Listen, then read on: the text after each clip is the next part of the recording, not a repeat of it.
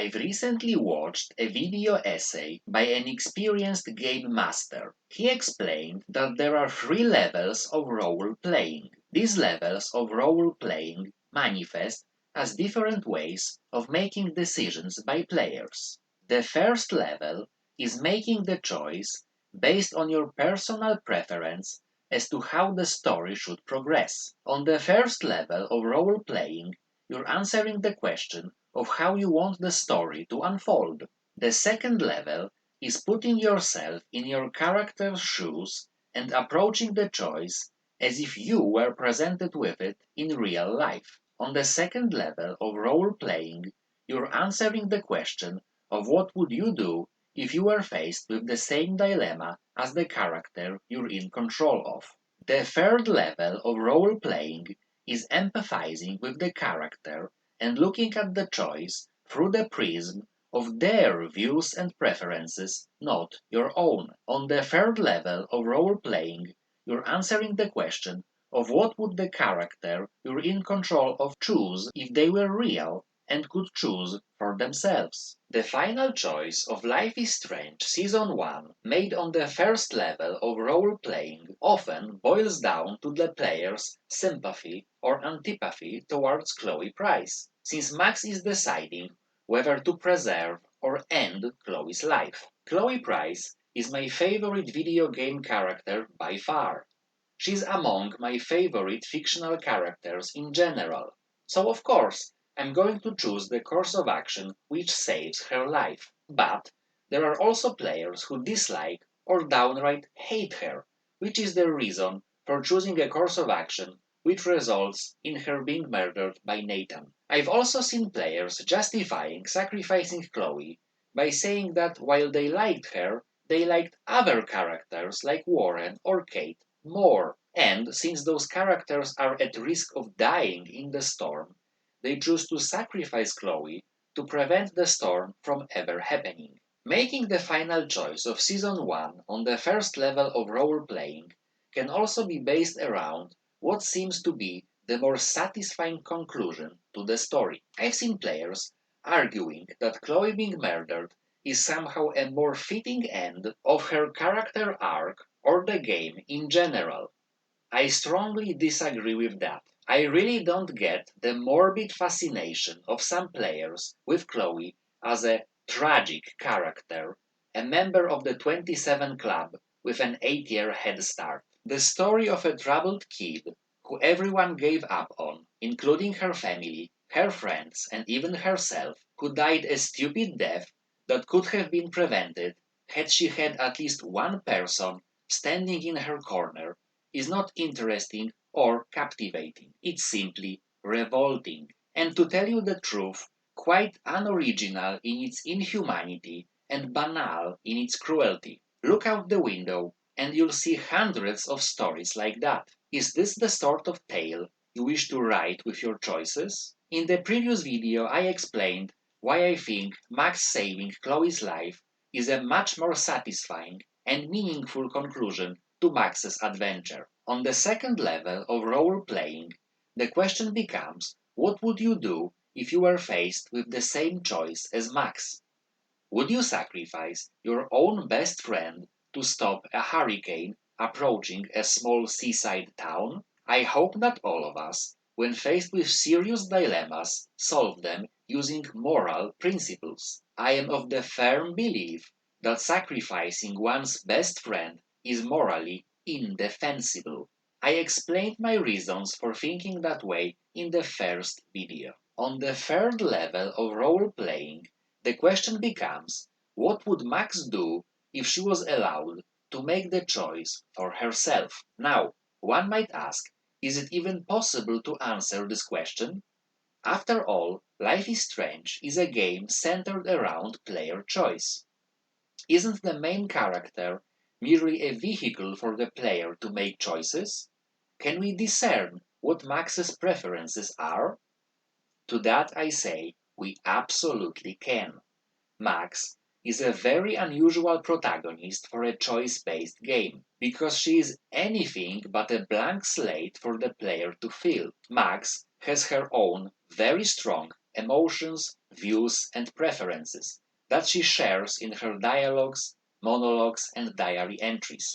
As long as the player is willing to listen to what Max has to say, it is easy to discern what Max would do if she was left to make the final choice of Season 1 herself. I think it's interesting to contrast Max Caulfield with Lee Everett from The Walking Dead Season 1. Both are superbly written and voice acted, strong characters. But there is a key difference. With Lee, no matter what the player chooses for him, it feels natural. No matter if Lee exhibits kindness or cruelty, restraint or anger, it feels believable, in character. The most extreme example is Lee choosing whether to pull Ben up to safety or to drop him to his death, to take a life or to save it. Such radically different behaviors. But in both instances, it feels in character for Lee to do. It's very different with Max. Certain choices, while available to her, feel extremely out of character for her. Let's start with an obvious example. In episode 3, when the girls are about to search Frank's RV in search of evidence related to Rachel's disappearance, Max has to lure Frank's dog Pompidou away using a bone. Max is given the option of throwing the bone deeper into the parking lot or towards the busy road with buses and 18-wheelers traversing it. Throwing the bone towards the road is not a result of mistake or clumsiness.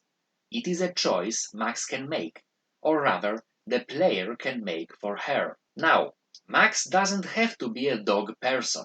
She can be indifferent towards dogs or even dislike them for some reason. But if you lure a dog to a busy road, you are at the very least okay with the dog getting run over by a car.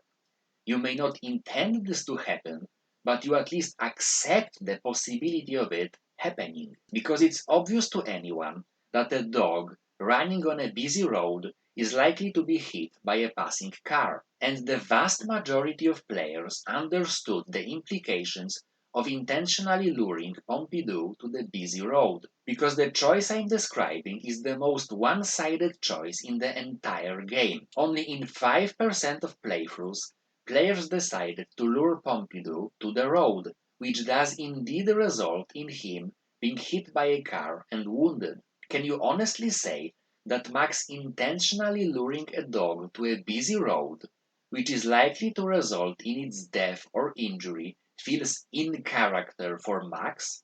Of course not, but it is a choice available to her, and some players chose for her to do it. So yes, we absolutely can analyze if actions Max takes as a result of player choices feel in character for her. And some of those actions do feel out of character for her. And no action feels more out of character for Max than sacrificing Chloe. Since this video is about what Max would do if she was left to make the choice herself, enough of me talking. Let's listen to what Max has to say, to what Max always says about Chloe, regardless of player choices. I'm with you to the end, Chloe.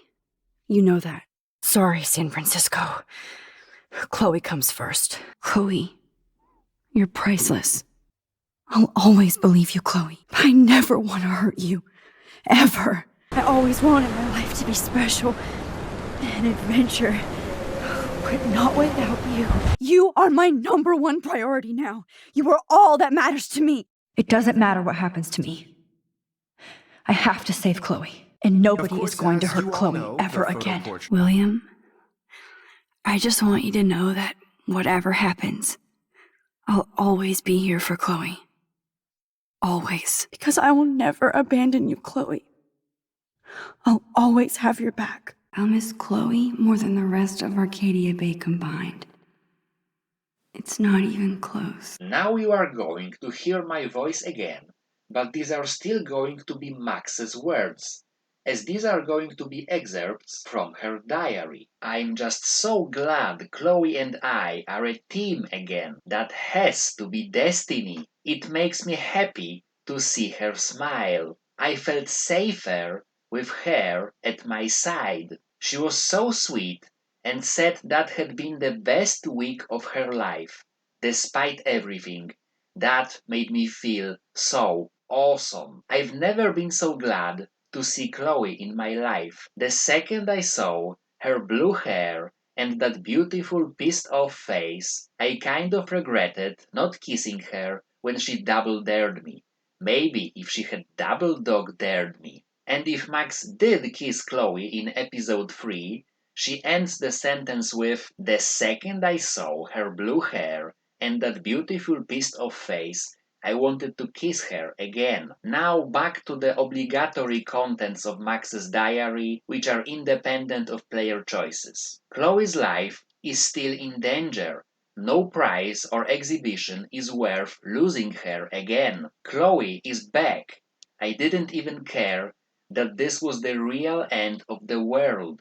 It just felt so good to hold her again after everything we'd been through. I thought about all the timelines I'd jumped through for her and how much she's always meant to me.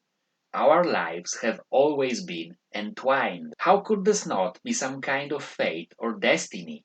Even though we're opposites in so many ways, we're also so alike. We'll always be pirates in spirit and will always want to take on the world. How can there still be a shadow of a doubt as to what Max would do if, by Max's own admission, when faced with the end of the world, the only thing she cared about was that it felt good to hug Chloe and how much Chloe means to her? Another extremely telling detail is that when Max finds out about Arcadia-based destruction while in an art gallery in San Francisco, she is concerned with saving Chloe's life specifically, not the town in general, as Chloe is the person Max wants to save the most. No fucking way. Chloe can't die again. I have to save her. Chloe is the character Max discusses the most in her diary.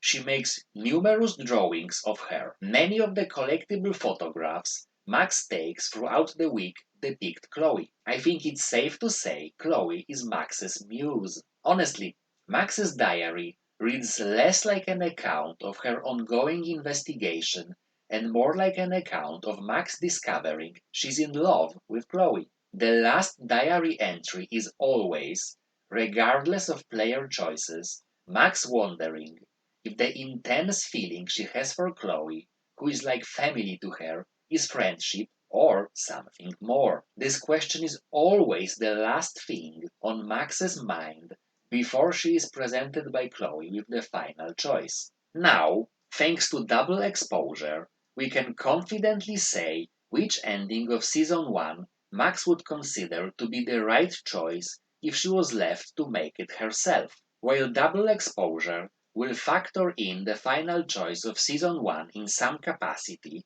the game will always start the same way, with Max attempting to rewind time to save Safi's life. This is very different from the time Max saved Chloe's life in the school bathroom on Monday. Saving Chloe's life, Max had no idea about the potential consequences of rewinding time. Hell, at first she didn't even know she had any power at all and simply reacted instinctively. On Monday, Max made no choice. She had the option to erase her rescue of Chloe on Friday, but rewinding time on Monday, she didn't know she could bring about a storm. But 10 years later, Max is painfully aware that by rewinding time she could cause terrible consequences. Yes, I know her powers evolved in the meantime, and conveniently there is not going to be another storm this time around. But Max learns that only after she attempts to rewind time to save Safi. When double exposure Max makes her choice, she decides to rewind time to save a friend's life, knowing full well the potential destructive consequences and accepting them. It's only after she attempts to do so she ends up in a parallel timeline instead of the past. In essence, Max's choice to rewind time to save Safi's life is a repetition of the choice to sacrifice either Chloe or Arcadia Bay. Knowing full well about the potential consequences of time travel, Max had to choose whether to risk said consequences to save a friend's life or to let that friend die, the fear of consequences preventing her from acting. And double exposure Max, no matter if she previously chose to sacrifice Chloe or Arcadia Bay, always chooses to act. To rewind time, consequences be damned. She chooses not to abandon a friend, no matter what. It makes perfect sense for the Max, who sacrificed Arcadia Bay, to attempt to use rewind to save Safi, because she has already proven she wouldn't be able to stand idly by while a friend is murdered. So double exposure Max, attempting to use rewind, knowing full well what it might inadvertently bring about, is perfectly consistent with that philosophy. But it makes zero sense for the Max who sacrificed Chloe to attempt to use rewind, because she has already proven that the fear of consequences would prevent her from using her power, even to save her number one priority. That is, of course, assuming that this Max stood by her choice, because the above mentioned discrepancy could be easily explained by Max regretting her choice to sacrifice Chloe, concluding she did the wrong thing and being unwilling to repeat the same mistake with Safi. The Max who sacrificed Arcadia Bay stands by her choice 10 years later. She saves Safi's life just like she saved Chloe's. If she regretted sacrificing Arcadia Bay, she wouldn't attempt to rewind time to save Safi, afraid of destroying another town. But she does attempt to rewind, standing by her previous choice, exhibiting unwavering devotion to friends. The Max who sacrificed Chloe clearly regrets her choice and does a complete 180, choosing to save a friend's life this time around. Don't you see? When Max is left to her own devices, when she makes the choice, not the player, she chooses to save a friend's life. Double exposure confirms something that, in my opinion, was obvious from the start. If Max, not the player, was tasked with making the final choice, she would save Chloe. When she was left to make the same choice with Safi, independently of any player input, she chose her friend. She chose well. As an afterthought, I'd like to add this. I subscribe to the mode of interpretation that separates the work from the creator. If a writer wanted to convey something in a story, they had the chance to do so while working on it. After a story is published, the writer cannot add anything more to it. I've heard that one of the season 1 devs took to social media to say that both ending choices are in character for Max. Even if that's the case, I don't think it adds anything into the discussion.